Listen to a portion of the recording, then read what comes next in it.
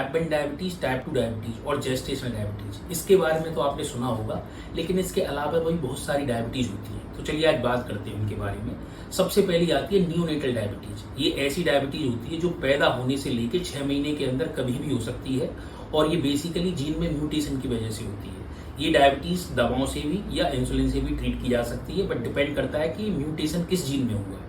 दूसरी डायबिटीज होती है MODY, MODY, maturity onset diabetes of young. ये मुख्यतया 25 साल से कम उम्र के लोगों में होती है और इसमें बहुत स्ट्रॉन्ग फैमिली हिस्ट्री मिलती है पॉजिटिव, जैसे कि दादा, परदादा, फादर, सिबलिंग्स, इनको भी डायबिटीज होती है।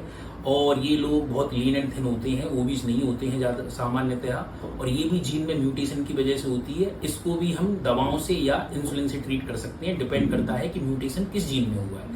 तीसरी डायबिटीज होती है लाइपोडिस्ट्रोफिक डायबिटीज। ये एक ऐसी कंडीशन होती है लाइपोडिस्ट्रोफी जिसमें कि इंसान के शरीर में एडिपोज टिश्यू प्रॉपर्ली डेवलप नहीं होता है, जिसकी वजह से इनके शरीर में फैट मास नहीं मिलता है। तो वो फैट मास है या तो जनरलाइज एब्सेंट होता है या फिर फोकली मतलब कहीं कहीं कुछ शरीर के अंगों पे एब्सेंट होता है।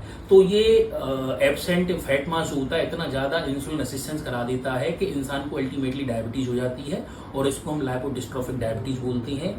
ये इतनी खतरनाक डायबिटीज है कि इसमें इंसान 100 यूनिट इंसुलिन लेने के बावजूद भी कभी कभी उसका शुगर कंट्रोल नहीं होता है।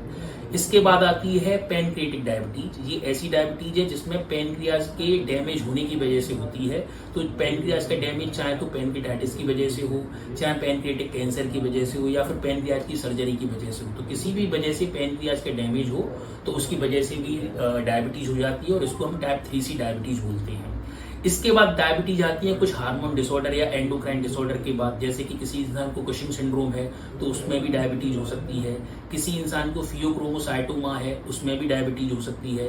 किसी इंसान को प्राइमरी एल्डोस्टेरोनिज्म है तो उसमें भी डायबिटीज हो सकती है। किसी इंसान को एक्रोमेगेली है जिसमें कि ग्रोथ हार्मोन बहुत ज्यादा बढ़ जाता है तो वो भी इंसुलिन रेजिस्टेंस करा देता है, तो उनको भी डायबिटीज हो सकती है। इसके अलावा कुछ होती हैं ड्रग्स जो कि वो भी डायबिटीज करा सकती हैं, जैसे कि सबसे ज्यादा नोटोरियस होती है स्टीरॉयड की वजह से भी डायबिटीज हो सकती है। कुछ एंटीसाइकोटिक्स ड्रग्स होती हैं जो कि साइकेट्री के पेशेंट लेते हैं, जैसे कि ओलेंजेपिन हो गई, क्लोफाजिन हो गई, रिस्पेरिडोन हो गई, क्यूटियापिन हो गई, ये सब भी डायबिटीज करा सकती हैं। कुछ एंटी हाइपरटेंसिव ड्रग्स होती हैं जैसे कि नॉन सेलेक्टिव बीटा ब्लॉकर हो गए या आपके थायराइड डायबिटिक्स हो गए, ये भी लॉन्ग टर्म में जाकर के डायबिटीज करा सकती हैं। इसके अलावा कैंसर वाली ड्रग्स हो गई जैसे एमटोर इनहिबिटर, कैल्सिन्यूरिन इनहिबिटर, ये भी हो गए। कुछ HIV की ड्रग्स भी होती हैं जैसे प्रोटीज इनहिबिटर, ये भी डायबिटीज करा सकते हैं। तो ये इतने सारे जो मैंने आपको बताए डायबिटीज, ये टाइप 1, टाइप 2 और जेस्टेशनल डायबिटीज के अलावा भी हैं। तो आपको सिर्फ ये नहीं पता होना चाहिए कि हमको डायबिटीज है, हमको कौन सी डायबिटीज है ये भी बहुत इंपॉर्टेंट है, क्योंकि डायबिटीज का ट्रीटमेंट उसके प्रकार के अकॉर्डिंग ही चलता है। Thank you.